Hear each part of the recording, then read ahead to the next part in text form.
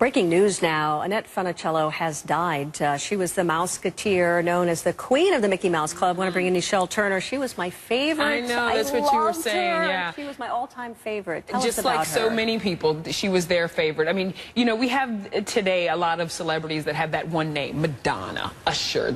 She was pretty much the first who you could just say Annette.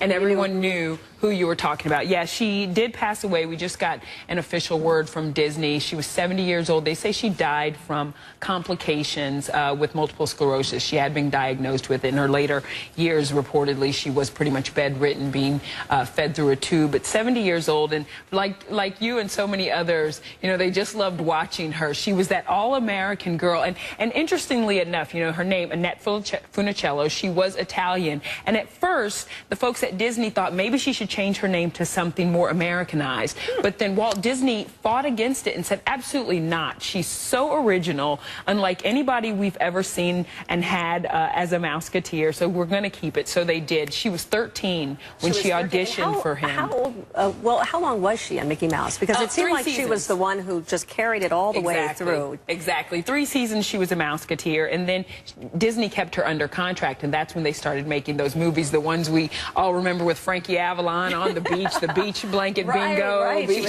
beach party, all of those movies that she also sang too. I understand. She did. She was a singer as well. She did. Had a romance with Paul Anka as well, and reportedly he wrote Puppy Love and Put Your Head on My Shoulder because of her.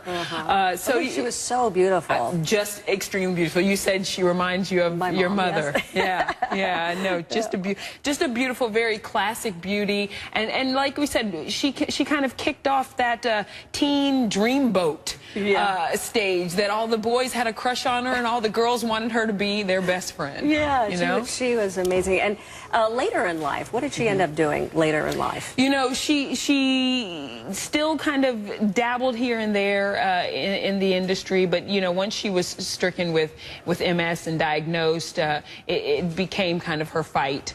And you know, she struggled with it in her later years, and now we're seeing apparently that she did die from complications. But we all know and love and remember her for her singing and acting and just kind of bringing a little levity and light to those, you know, 60s movies, iconic beach movies that we love. Yeah, we loved her. Does the Mickey Mouse Club, does it still live on, or is it living on through basically what she used to do? You know, it evolved into what we knew later in life when we saw the Justin Timberlakes and the Britney Spears and the Christina Aguileras become Mouseketeers. But exactly. But I would say, as big and popular as they are now, she was still the Mouseketeer that everyone knew and loved. She kind of made the way and paved the way for them to have the success on the Mickey Mouse Club that they did, because everyone knows and loved Annette. Annette Funicello. Yes. All right. Well, certainly our condolences to her family, but wonderful memories. And she did have, you know, a loving husband that took care of her in these later years and really stood by her side in her fight with multiple sclerosis.